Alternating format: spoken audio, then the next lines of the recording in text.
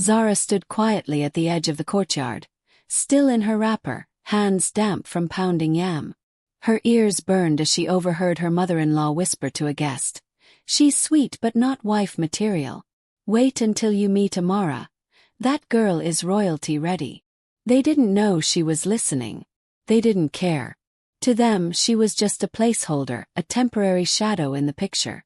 But that night, as Zara wiped her tears in the dark of her room, something changed. She decided she would never again beg to be chosen. One day, she would walk past them wearing a crown they couldn't afford to imagine. Zara had entered the family compound with the purest intentions. She loved Kwame deeply and wanted to be the kind of daughter-in-law who made her new family proud. Every morning she woke up early, helped around the house, cooked meals just the way they liked, and always greeted her mother-in-law with a smile, even when she was tired. At first, her efforts were met with kindness. Her mother-in-law would say things like, "You're such a sweet girl," or "Kwame is lucky." Those words gave Zara hope. Hope that she was being accepted, hope that she would finally belong. But something changed. Little things began to feel different. The warm smiles became cold stares. The praises stopped, and in their place came quiet sighs and long silences after dinner. Whenever Zara did something thoughtful, like preparing her mother-in-law's favorite palm nut soup or folding the clothes neatly, she would only get a nod or a quick "hmm." At first she thought maybe she was imagining it. Maybe it was stress. Maybe she just needed to try harder. Then the comparisons began. "She doesn't wear makeup," she overheard one day. "Her accent isn't refined," another time. "She's kind but she lacks presence." It hurt, but Zara stayed quiet. She believed that love could fix it all, that if she stayed respectful, things would get better. But the final blow came quietly, without warning. One afternoon, her mother-in-law sat across from her, folded her hands neatly, and said in a firm voice, "I'm inviting Amara this weekend. She fits our bloodline better." Zara froze. Amara, the daughter of her mother-in-law's friend, the one they always praised like she was born from royalty itself. Zara smiled weakly and nodded, but inside her heart cracked. She had done everything right. She had been respectful, gentle, and loyal. And still it wasn't enough. Not because she wasn't good, but because she wasn't who they wanted. That night, Zara lay in bed staring at the ceiling, wondering when love had turned into a test, and why no matter how hard she tried, she was always the one being replaced. The day Amara arrived, everything in the compound shifted. The air felt heavier. Even the way people walked and talked changed. Amara walked in like she owned the space, her gold bangles jingling, her perfume floating in the air before she even said a word. Her hair was styled to perfection, her skin glowing, and her clothes looked expensive, like something straight from a Lagos fashion house. She had the kind of presence that made people stop and stare. Zara stood near the kitchen doorway, quietly watching.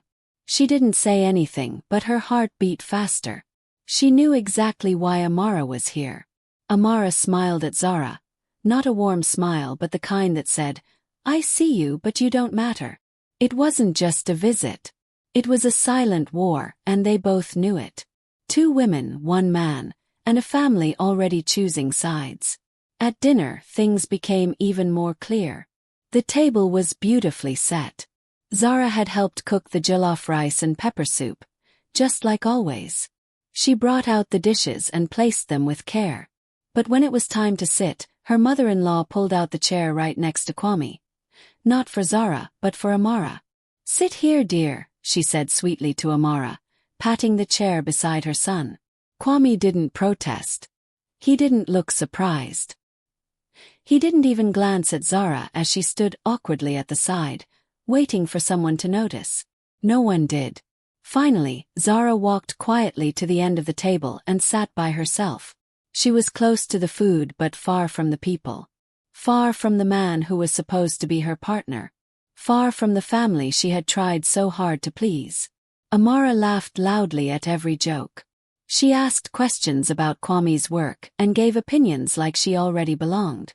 Kwame smiled back, nodding, responding like it was all normal, like he wasn't sitting beside one woman and ignoring the other.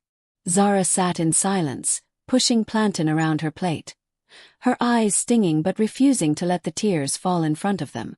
That night, when dinner was over and everyone had gone to their rooms, Zara stood alone in the kitchen washing the same plate she had cooked with earlier.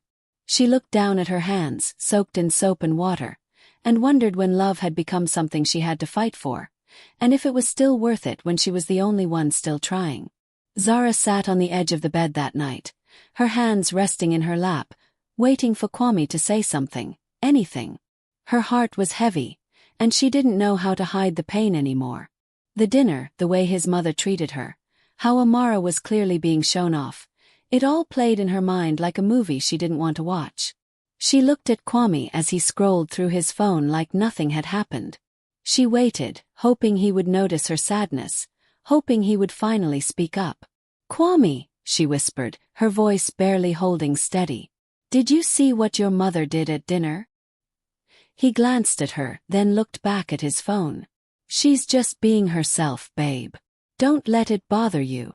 Zara blinked. "Don't let it bother me. She sat Amara beside you like I wasn't even there." He sighed, sounding tired. "Just ignore her, love. My mama will come around eventually." That was it. That was all he had to say. Not a word of support. Not a single defense. No anger at how his mother humiliated her. No frustration at how Amara was being pushed between them. Just those empty words. Ignore her. Zara felt like the floor under her heart gave way. She had been loyal. She had stayed quiet, respectful and gentle. She had never raised her voice, never disrespected anyone, never made drama. Even when things got hard, she had always believed that love was worth fighting for. That if she stayed patient, Kwame would stand up for her.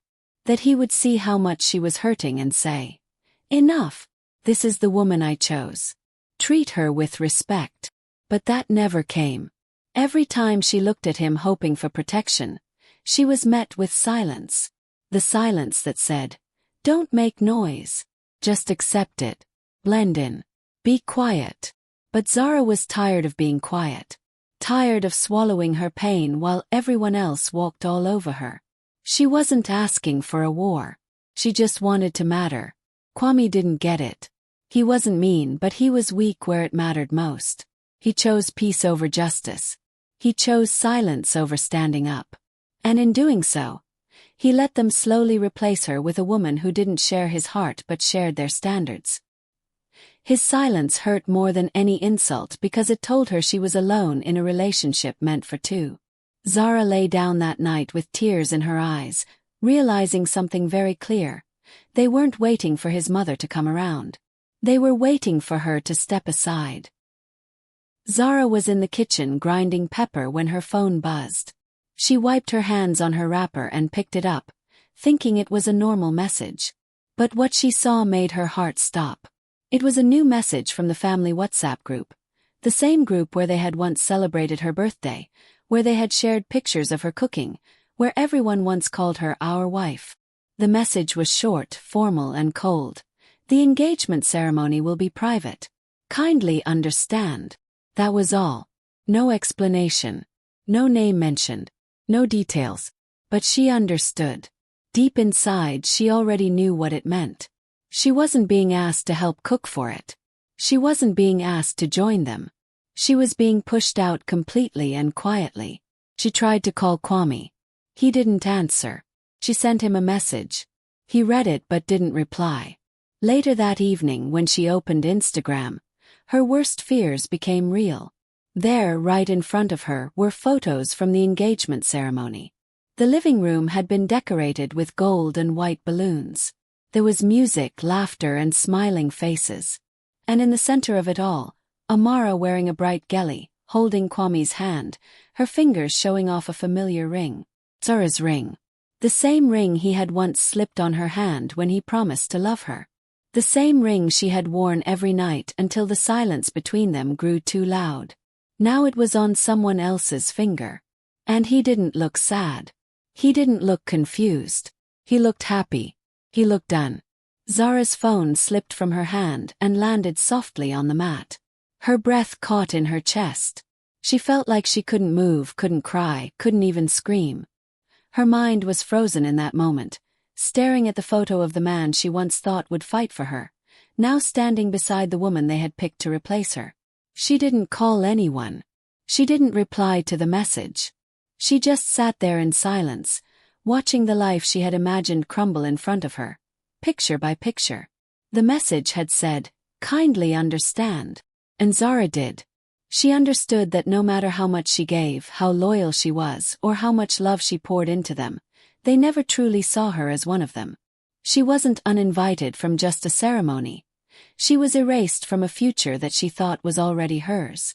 Zara didn't cry in front of anyone. She didn't scream or ask questions. She didn't call Kwame to beg or argue. That part of her was gone now. Something inside her had broken, but not in a way that made her weak. It made her silent, cold, focused. She walked into her room, opened her gonna-must-go bag, and began packing. Her hands moved slowly but steadily, folding clothes she had once dreamed of wearing as a bride in that house. She placed each item neatly inside, not because she had hope, but because she still had dignity. She didn't make a sound. No one in the compound even knew what she was doing. They were too busy celebrating their new bride, too blind to notice the woman they had tossed aside was slipping away like a ghost. Before she left, she tore a piece of paper from her notebook and wrote a short message. "Thank you for the memories. I wish you well, Laura." She placed it gently on the dresser next to the flower vase she once bought for Kwame's mother. Then she walked out of that compound the same way she entered it, quietly, with grace. But this time she wasn't carrying love. She was carrying loss. What they didn't know was that someone had been watching all along. Not from behind curtains but from a distance. Life had created a path back to Adebayo, her childhood friend, the one who once used to bring her oranges after school, the one who had moved away to another state, whose life had changed so much that even she hadn't kept up. But he had kept up with her. Through mutual friends, photos, and silent check-ins, Adebayo had seen Zara's journey. He had watched her glow in love and then slowly dim. He had seen the engagement pictures and the silence that followed. He saw the shift, the sorrow, the betrayal. And when she disappeared from social media and everyone else moved on, Adebayo didn't. He had just returned home after years abroad, but this time he wasn't just a boy from the neighborhood. He was a crowned prince, newly appointed, hidden from the world until the time was right. That time was now. When Zara walked out of that compound, she thought she was alone. She thought she had lost everything. But the universe had other plans. Her story wasn't ending. It was only taking a turn. And in the distance, a man who remembered the sound of her laughter was ready to bring that sound back. Not because she needed saving, but because he knew she was still a queen, even if others couldn't see it. When Adebayo opened his door to Zara, he didn't ask her what happened. He didn't need to. He had seen the pain in her eyes, the quiet sadness in her posture. He simply welcomed her in with a warm meal of pounded yam and egusi soup and a place to rest. There were no questions, no expectations. Just comfort, safety, peace. He gave her a room in his quiet house on the edge of the hills, far from the noise, far from the gossip, far from the people who had crushed her spirit. Zara didn't have much. Only a small bag and a heart full of broken pieces. But Adebayo didn't treat her like someone who was lost. He treated her like someone who still mattered. Days turned into weeks, and slowly the silence inside Zara started to soften. At first, she would just sit on the veranda watching the sky. Then one day she picked up a book. A week later she enrolled in an online course. Something small, but it made her feel alive again, like she could dream again. Adebayo noticed, but he never said too much. He just kept showing up. Cooking breakfast, leaving sticky notes with funny quotes on the fridge, playing soft highlife music in the background when she studied. And every evening he'd ask her how her day was and actually listen. Not with fake interest, but with quiet care. One night it rained, and Zara stood outside in the soft drizzle, barefoot, arms stretched wide. She laughed, a real laugh, the kind that came from her belly, not just her lips. Adebayo watched from the doorway, smiling. It had been so long since he heard that sound. Later, she danced in the living room to an old Fela Kuti song they both loved as children. Adebayo clapped along, laughing. There was no romance in that moment. Just joy, just friendship, a safe place to breathe again. For the first time in a long time, Zara looked at herself in the mirror and didn't feel ashamed. Her eyes were clearer, her skin glowed a little more, and when she smiled, it wasn't half-hearted. It was full, wide, and honest. Adebayo never pushed her. He never asked for more than she could give. But his quiet support, his constant kindness, they became the soil where Zara's heart could grow again. And though she didn't say it out loud, she knew something important. He had given her more than shelter. He had given her back to herself. Months had passed, and Zara had become someone new. Or maybe she had just returned to who she truly was. The woman who used to hide her smile now laughed freely. The woman who once begged to be seen now walked with quiet confidence. Her days were filled with purpose, her nights with peace. She had no idea something even more beautiful was on the way. One sunny afternoon, Adebayo invited her for a walk in the garden behind his family compound. The place was calm, full of hibiscus flowers and soft wind. Zara thought it was just a normal day. She wore a simple Ankara dress and tied her hair up with a colorful head wrap, not knowing anything special was planned. But as they walked through the garden path, she noticed a few familiar faces. Adebayo's aunt, a village elder, her former teacher. People who had watched her grow before she could ask why they were all there. Adebayo turned to her and gently took her hand. He looked into her eyes with a calmness she had never felt before. "Zara," he said, "I didn't bring you here to fix you because you were never broken. You were only pushed aside by people who didn't see your worth." She stood still, unsure of what was happening. Then quietly, with no cameras, no phones, no crowd, Adebayo got down on one knee. Her heart stopped. He didn't pull out a flashy ring. He didn't read a long speech. He simply spoke from the heart. "Not because they broke you," he said softly, "but because I've seen who you truly are, a woman who never needed a throne to carry herself like a queen." Tears filled Zara's eyes.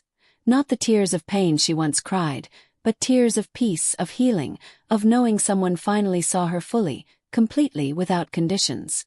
Everyone around them smiled, but no one clapped or shouted. It wasn't that kind of moment.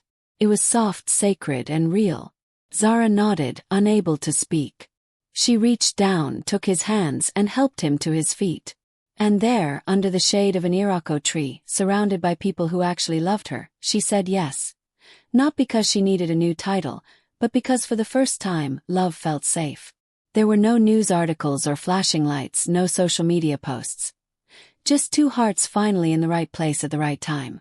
And in that moment, Zara knew this was the love that wouldn't ask her to shrink, to fight, or to beg. This was the love that knew her value and cherished it. The wedding was like something out of a dream. Not loud, not overdone, but powerful in every detail. It took place on royal grounds with ancient iroko trees standing tall like silent witnesses. Zara wore a gown made from rich Kent cloth, golden threads woven carefully into every layer. Her crown wasn't made of jewels but tradition, passed down from generations before. The sun touched her skin like it knew it was blessing a queen. The sound of talking drums echoed through the air as dancers performed with energy and grace. Elders blessed the couple. Children threw flower petals in the air. The entire celebration was filled with pride, heritage, and joy. Adebayo stood tall beside her, dressed in royal agbada, his eyes only on Zara. He held her hand not like she was someone to protect, but someone to honor. There were no influencers, no media, no live streaming. But someone, maybe a guest or a cousin, snapped a few photos and posted them online. And just like that, the internet exploded. People couldn't believe it. The comments came rushing in. "Who is she? Look at that elegance. She looks like a real-life queen." Within hours, the photos were shared across social media. News outlets picked it up. Bloggers wrote about the mystery woman who married into royalty. They called her the bride who glowed with grace. But for Zara, it wasn't about attention. It wasn't about proving anything. Still, the pictures found their way to people who never expected to see them, including Kwame's mother. She saw the photos and almost dropped her phone. There was Zara, the same woman she had said wasn't wife material, standing tall, surrounded by kings and queens, honored by elders, and loved by a man who knew her true worth. The same woman she had tried to replace had become a symbol of strength and grace. And Amara. No one talked about her anymore. Kwame's mother wanted to say something, but pride choked her. There was nothing left to say. Zara didn't post revenge quotes. She didn't tag anyone. She didn't even block them. She simply lived, fully, freely, and forward. She never looked back because her story no longer lived in pain. It lived in peace, purpose, and power. She had been dismissed, disrespected, and replaced. But only for a moment. Because what they thought was the end of her story was actually the beginning of her reign. One quiet afternoon, almost a year after her wedding, Zara was sitting in her office reviewing plans for a new community center. Life had changed so much. Her days were filled with purpose, laughter, and peace.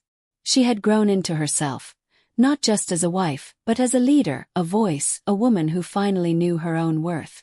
Then her assistant walked in with a small envelope. "It was hand-delivered," she said softly, placing it on Zara's desk. Zara glanced at it. No name on the front, just her address written in shaky handwriting. She opened it slowly, curious but calm. Inside was a short handwritten note. She recognized the handwriting immediately. It was from Kwame. "Forgive me," the note began. "I didn't see your worth. Do now. I was wrong." No long speech. No explanations. Just a few words filled with guilt and regret. Maybe it had taken him a year to realize what he had lost. Maybe the wedding photos had finally opened his eyes. Or maybe he had watched her success from afar and couldn't stay silent any longer. But whatever the reason was, it didn't matter anymore. Zara stared at the letter for a moment, her face calm.